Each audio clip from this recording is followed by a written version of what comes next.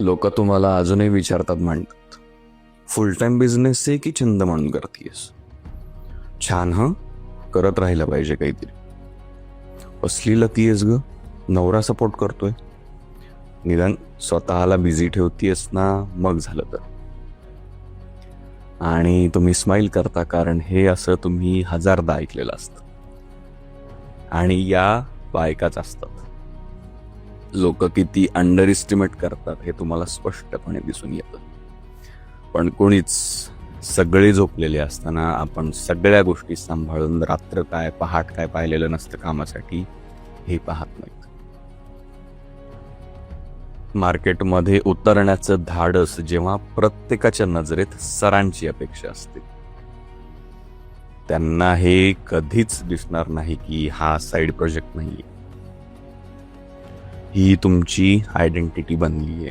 Responsibility आणि rebellion याच्यामध्ये शिवलेली. तुम्हाला कोणतीच स्पेशल ट्रीटमेंट नको असते. तुम्हाला फक्त लोकांनी रिस्पेक्ट द्यावा, जो ते इतर कोणत्याही बिझनेस ओनरला किंवा फाउंडरला देतात, एवढीच अपेक्षा असते. Because you are not helping the family, you are holding it tight together.